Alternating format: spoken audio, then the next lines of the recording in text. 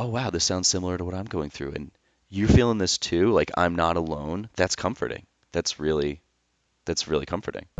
You're alone again. I shouldn't be thinking of you, thinking of me. I know you're not. Greetings, people. This is Mike, and this is the Daily Bread podcast, where I come to you from my couch once in a while, and I talk about my life and what's currently going on in my brain, and kind of treat this as if it's like a therapy session, talking to nobody, and it just helps me get this shit off my brain, which is, again, if you listen to this thing for a while, it's funny because I've recognized that I don't really know how this ties in with the whole comic thing, even though the comic is a part of my like daily occurrences or sometimes just random thoughts. So the comic is all me, and the fun fact about it is the handwriting.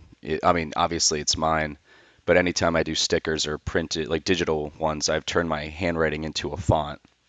So that's literally my actual handwriting when I do that. So this whole thing is me, and I think that's why this is just an extension of it. And I came up with this idea to do this years ago because Bill Burr has the Monday Morning Podcast, and he's been doing that for I think like 15 years or 20, some a really long time. And he'll just get up and just start talking. And I thought that this was a great way to have people kind of meet the person behind the thing. But when I started talking about shit, it just became like this is some deep shit, and it's never this like he'll talk about funny things, and he's also self-reflective. Like I usually do this when I'm feeling like bummed out. But a couple years ago I think it was like 52. I did it for a year, and I missed a couple days. I don't think I made it a full year, but it was consistent. And when you're doing that every week, you're like anybody else, there's always a theme that encompasses your life for a long period of time or months at a time.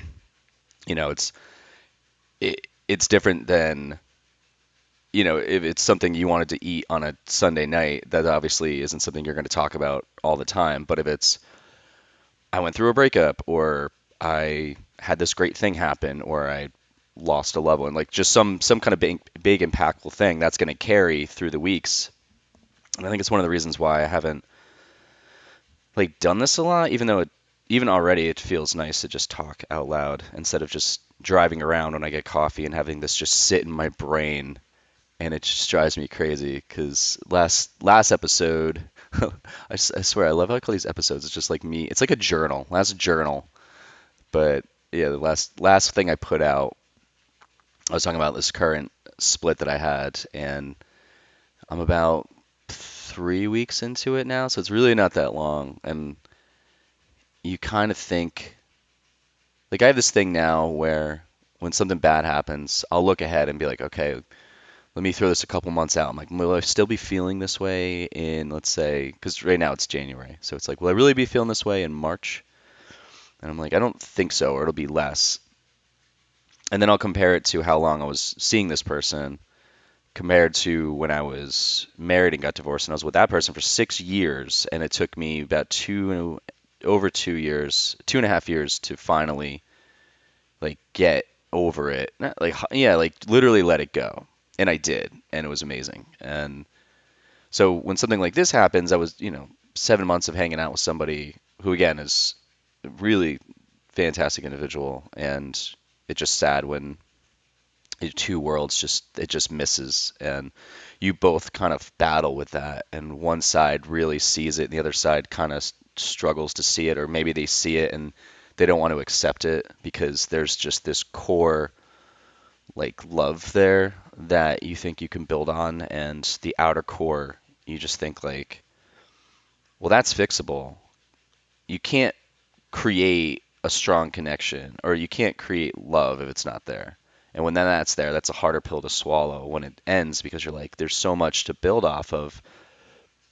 Like, I think that's the root of anything. It's if you have that spark or just that emotional connection, and at the outside's not like toxic, but it's just two lives, and how can I say this? Like two individuals' ways of living just not meshing, and you're kind of like, well, this is almost like a puzzle. Like, how can we fit this together to make this work? Because there's possibility here. And I think that I think the thing that bums me out is that I always see possibility. I try to always see possibility in things if I feel that there's moving forward, there's ability to move forward. So I think that's the thing that I'm battling right now. And also, you just miss the person. You miss seeing them, and then then the other side of it, you're thinking like, well, fuck, are they with other people now? And that drives you crazy. And you're like, are they thinking the same thing? And I don't know. And then when you do something like this, you like, I'm literally putting my thoughts out there. This could be listened to by anybody, including her. And so she has a clear insight into my brain where almost like part of the thing you want to do when you split is like keep everything close to the chest. It's like part of you is almost like, I want them to not know. But then there's this adult part of me now that's just like, I don't really need those games, man. And I also can't keep this shit like pent up. So when I'm thinking ahead to March, I'm like, well, okay, 7 months. Like, how many weeks do I have before this stops to suck so much? And then there's certain good days, and then you have shit days. And I'll think back, I'm like, well, I'm having a shit day. It's like, well, I ate crappy last night.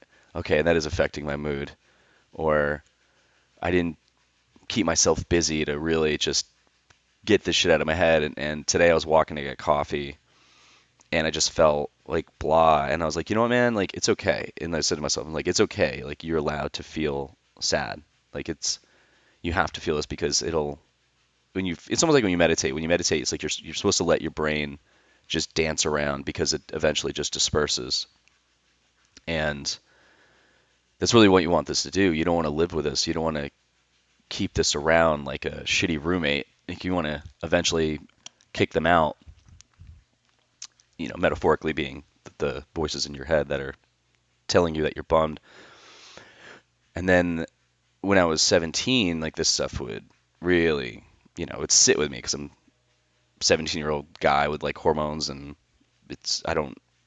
when I first fell in love, I'm like, I don't know what this is, but I have to hold on to it for the rest of my life because it's the greatest thing. And then it becomes like tumultuous because the other side is going through some shit and you're both young, and so you don't know how to clearly think about this. So as you get older, I mean, now I'm many decades older than that, and like, I just try to see it from, I don't know, this clear perspective. And it still sucks. Like, you think that when you get older that this shit doesn't happen, but no, it does. Like, I can't imagine being in my 60s and having like a split, and you're like, man, I thought like there's a certain mile marker you think you pass, and then the world just kind of works in your favor. And it's not really, it's never guaranteed, which is even more crazy that I'm on this mission to like find someone to really have a strong relationship with, because there's a scary part of that too, where I'm like, why do I need this so badly? And if I'm attaching my happiness to having someone around, is that going to work against me down the line if something bad happens? And even if they don't leave, like, maybe there's a medical thing, or something awful happens, and I can't even imagine how just devastated I would be in that scenario. So there's a part of me, very small part, that's like, don't connect to anybody. And that used to be stronger years. And that's really, I mean, I'm just saying out loud, like, I don't really think that exists, but there's a safety net in you that's like, don't put yourself in that position. But then I'm thinking, well, what if I'm just gonna be that sad, lonely guy for the next 40, 50 years of my life if I make that long, and just be like, whew, I made it. I didn't get hurt. And I was like, it's like I want to take the risk, and because I'd rather be with someone. And I don't know why that's such a thing with me. Like, like, even when I was a kid, I was always looking for someone to have this really strong connection with. Because I'm like, when I'm in it, I love it.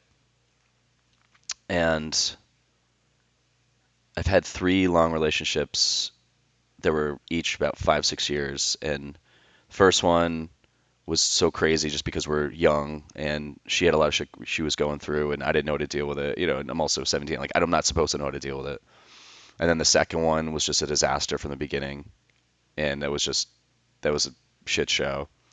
And then the third one was when I was married, and that was great. And then it just ended suddenly. Um, so, but in that one, I loved how my life was. And it's never perfect, and you always find ways to be kind of blah about something. It would be that like all of a sudden your job, maybe it's not that great, or your health isn't like perfect. There's always something that you're trying to better. But the relationship, I never felt like that was the thing we had to work on. It was just there, and I was like, oh my God, this is so cool. So I like the way that I feel when I'm in a partnership like that with someone where you're just excited to see them, or like I'm very hands-on. I'm very physical, like physical touch is my love language.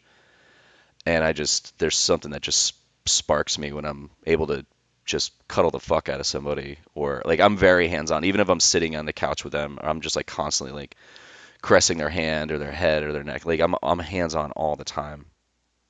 And it's nice when you have someone who loves that or they reciprocate that.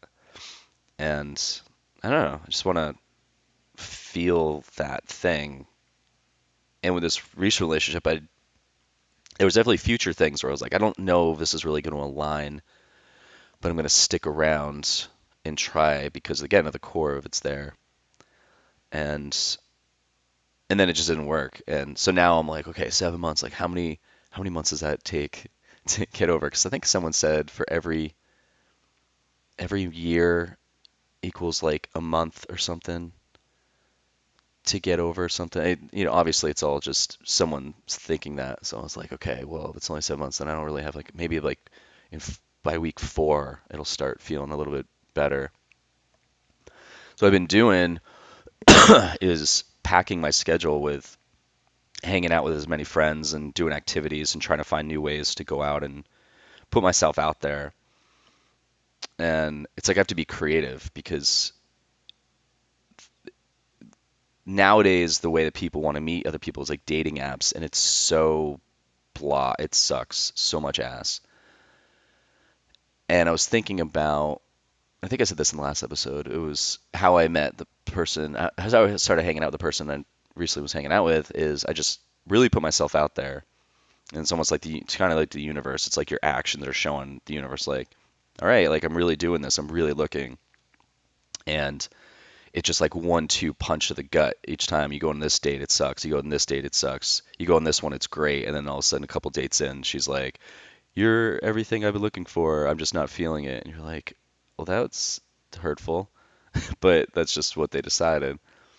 And then you go to a speed dating thing. You're like, "Man, I'm really trying." And then a couple days later, you accidentally start hanging out with someone who was someone you were friends with, and didn't realize that there could potentially be a thing, and then all of a sudden it accidentally starts, and then you're like, oh wow, this is cool, like I finally got the thing. And then 7 months later it's like no, and you're like, why do I need to keep going through this? Like I'm really like I think I'm a nice guy, and I think I'm a good fit with the person I'm with. I think I bring a positive thing to the table, and I'm kind of like, shouldn't be easier to match with universally? Like, shouldn't that be easier? Like, isn't I don't know. And then you look around and it's like you feel like everyone's in a relationship and everyone's happy, and it's not 100% true, but you just think it. And the one thing that's been really funny these last couple weeks is you don't realize how many breakup songs are out there. And as a kid, I would go to them because I wanted to feel that misery. But now it's almost like I feel comfort in it because you see the other people that go through it. So you're like, this isn't new. Like this is a constant thing, and you just happen to fall into it. And these people and these songs are X amount of years old. So then almost I haven't done this actually, but you could probably like go to their Instagram and be like, are they dating someone? Like, did they meet someone? And like, do they have a family? Like, did they get out of that pain that they were in? And most likely, yeah. And maybe they went through it again. But I even saw some story the other day, like Chatham, yeah, not Chatham, Chatham Tatum. Wait, it's Channing Tatum. He just got divorced. He was like 10 years with his wife, and like he was like, yeah, I was up and down the whole time or something, and he's like, I'm not really good in relationships. They mess with me. I'm like, even this fucking guy, it's not 100% guaranteed even for him. This, this guy who's like wanted by so many, people, and he's got a successful career and all these things. He's probably loaded, and even then, it's like it just creeps in. It's almost like cancer. Like cancer hits anybody. It doesn't give a fuck how rich you are, successful you are, or sad you are. It's like it just comes in and just kicks your ass. So you just have to just live with this kind of hope. And so now I'm just really trying to find ways to. And it's like I'm not, I don't need, and I've said this before, like I don't need to have anybody just fill this spot that I've mentally created. I'm not just gonna find somebody. Like I want to find the right person where we both just click. And it's kind of scary to put this out here like this because you almost think that if someone's gonna hear this, they're like, oh, I gotta stay away from this guy because he's gonna talk shit about me. And I'm like, I'm just talking about my emotions, and I'm really trying to keep this as safe for anyone I'm around. I'm not mentioning any names, and the only people that would know about this are my closest friends who probably know who this person is, and I'm pretty sure my closest friends are not listening to this podcast, so it's kind of like a safe zone. But like younger me would be just angry and feel like wronged, and I would write about it and just be like super open. And I wrote songs. I wrote this album. It's like EP when I broke up with my second long-term relationship, and it's just brutal, and it's acoustic, and it's just me just really like laying it all out there. And I'm pretty proud of the song. Like the songs came out pretty good, but like that would be it. I'd only write music when I felt like hurt. And when I got divorced, I wrote like these two songs that were, I mean, you can clearly just feel how sad I am in these fucking songs. And it's just like I have to get out. So it's kind of like me talking right now is my new song, I guess, but I'm trying to do it in a very adult way and not bash somebody because they just decided that it wasn't for them, and you have to just deal with it, and it fucking blows. But there's people out there that'll just live the rest of their life and be sad, and I'm not that person. Like a friend of mine told me the other day, she was like, I really appreciate how you try to better yourself all the time. And I thought it was really cool. And I was like, yeah, man, like I'm not gonna sit around and like sure, I'm gonna have days where I stew in it, but I'm gonna be like, get the fuck up, like go out, exercise, go put yourself in a new place where you can meet somebody, or go hang out with friends and not think about shit. And instead of just living in this like cave and just being in silence, like even again talking like this is helpful. It gets it out of my fucking brain. And maybe there's someone out there that's going through some shit, and this is comforting to them. Kind of like the sad songs have been comforting to me because they'll just explain the scenario that they're going in. You're like, instead of being like younger and being like, yeah, fuck them, I'm like, oh wow, this sounds similar to what I'm going through, and you're feeling this too. Like I'm not alone. That's comforting. That's really comforting. And but you just have to do all of these things to just slowly get over it and move on until a point where you're like, okay, yeah, I don't think about it. Like I don't even think about my ex-wife anymore. Like I thought I would never think about her, and there'll be months or that go by and I'm like, oh wow, I haven't even thought about it. And if she pops in my brain, there's like zero emotion. It's like I just don't care. And this one's just so new that you're like, oh, God damn it. Just fucking blows. But you just got to keep moving on. So I'll probably I wanted to do after the last podcast I put out. I wanted to do one like 4 days later because I was feeling a little bit better.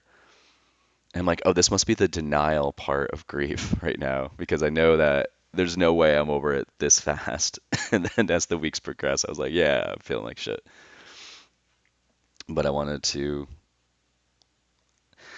like a part of me like this thing's so scattered. Like I want to put more of these out, but I don't want to just talk to talk. I want to have something that's going to be helpful to me, and I don't want to keep repeating the same thing, even though if I go back into all of these episodes over the years, the main ones are usually me talking about relationships or some relationship that went wrong or me feeling sad about or like bummed about my job or some shit. It's never like, hey, this great thing happened. I think I said I was going to talk about the show I just played in December. I think I was going to say I was going to do that this episode. So maybe I'll save that one for the next one and actually have like a okay, this was a cool thing. But so yeah, so that's all I've got for today. And I think I'm going to start doing more pop-ups around Raleigh for like just get a table and start selling some shit and meet people more. That's kind of my game plans, just to try something new. Because I feel like I'm just like doing the same thing over and over in this town. It's like get up, get coffee, come home, sit on my couch, work. End of the day, just go out, and I don't just it's just I'm living in this Groundhog Day, and I need to start breaking out of the mold, I guess. I need to start shaking shit up and just put myself in a new viewpoint because it's almost like when I was in like one of the reasons I left New Jersey, there's just too many memories there, and I couldn't be there. And also, I liked, I did just kind of, I was over Jersey. I was like, I'm not there anymore. I don't want mentally, I'm just not in it. And every time I go back to visit, I'm like, I just don't like it here. So here, this has became my safe place, and now with a breakup, it brings back that whole you drive around and you see spots or you see something that reminds you of them. And I'm like, I'm not gonna fucking leave. I'm not gonna leave this town. There's not even a part of me that's like, oh, I should move. It's like, okay, A, it's not even that dire, and B, it's a good exercise to have this happen. I mean, it sucks. It fucking blows. I don't want this to keep happening all the time, but it's kind of teaching me like, okay, man, this is you got to figure out how you're gonna strengthen the muscle with this because you're gonna see things that remind you. So the town in every spot around it was always like, this is great, and all of a sudden a couple spots become, ugh, and you want to avoid those spots. It almost like just puts like a negative mark or something. I don't know what the metaphor would be, but it just like I don't want to think about the town that I love to be in, or the city I love to be in, with certain areas that just I hate to go by or I hate to think about because it just really just I don't know, it's unhealthy and like I don't want to think about this place as being that way. So that's something I'm struggling with right now because I want this whole thing to be mapped out where I'm like I love going everywhere and now when I'm driving around I'm like I gotta avoid this spot, I have to avoid this spot because it just brings me. But even thinking about it, I'm like, well, this isn't working for me. The so the exercise that you go through in this stage is kind of okay. Well, how do I? My throat is just like throaty. I don't know the word term. What I should say there. Um, this is. I mean, it's going to strengthen the muscle to be like, okay, like I can't avoid these things because that's just going to work against me. I have to go head on at it, but I don't know what that looks like. So that's the challenge at the moment, but it'll eventually make me stronger in general. And so yay to that. So, all right, now I'm going to end this and keep an eye out around downtown for stickers and things that I put out or just me popping up and doing some stuff. All right, goodbye.